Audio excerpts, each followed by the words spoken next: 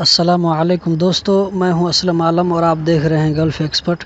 آج کی ویڈیو میں قطر کے بارے میں کچھ اپڈیٹ، کچھ نئی چیز شیئر کرنے والا ہوں، تو بنے رہیں اس ویڈیو کے ساتھ آخر تک۔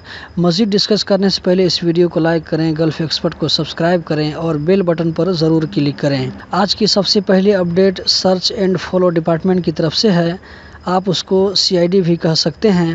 اس کی طرف سے ایک نیوز آئی ہے، وہ یہ کہ صبح 6 بجے سے 1 بجے دوپہر تک آپ اس ڈپارٹمنٹ میں مختلف ایشوز لے کر جا سکتے ہیں، جیسے کریکٹر سرٹیفکیٹ وغیرہ کے لیے، جبکہ 1 بجے دوپہر سے لے کر شام 6 بجے تک ان لوگوں کے اپلیکیشن لیے جائیں گے جنہوں نے اقامہ کے رول کی خلاف ورزی کی ہے، یعنی کمپنی چھوڑ کر بھاگ گئے، اب وہ اپنے آپ کو سرنڈر کرنا چاہتے ہیں اور گھر جانا چاہتے ہیں، تو ایسے لوگوں کی درخواست لی جائے گی۔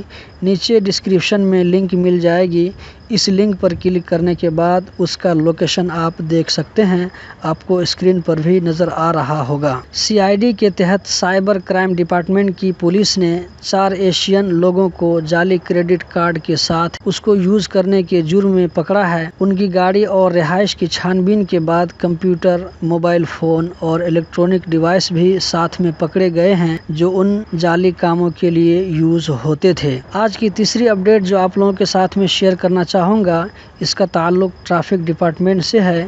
اس میں کہا گیا ہے کہ معمولی ٹریفک حادثات ہونے پر، چھوٹا موٹا ایکسیڈنٹ ہونے پر روڈ بلاک کر کے بحث کرنا یا پولیس کا انتظار کرنا قانون کی خلاف ورزی ہے۔ چھوٹا موٹا ایکسیڈنٹ ہونے کی صورت میں آپ گاڑی کی کچھ تصویریں، کچھ فوٹو اپنے موبائل سے لے لیں اور گاڑی کو نزدیک کسی پارکنگ میں پارک کر دیں، پھر آپ ٹریفک کنٹرول روم سے کنٹیکٹ کریں۔ اسی طرح ایکسیڈنٹ کو آپ اپنے موبائل میں متراج 2 کے ذریعے بھی رجسٹرڈ کروا سکتے ہیں۔ آج کی آخری اپڈیٹ یہ ہے کہ ریان میں عام لوگوں کے لیے ایک آفس کا افتتاح کیا گیا ہے، ایک آفس کا ادگھاٹن کیا گیا ہے، جہاں پر وزٹرز یعنی عام لوگ judgment issues, court case, civil, criminal, cheque, traffic case کے بارے میں انفارمیشن لے سکتے ہیں اور کورٹ کی طرف سے لگائے گئے فائن کو بھی پے کر سکتے ہیں۔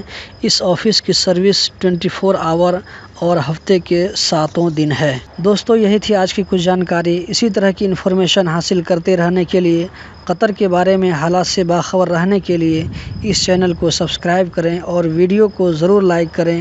آپ لوگوں کے قیمتی وقت کا بہت بہت شکریہ۔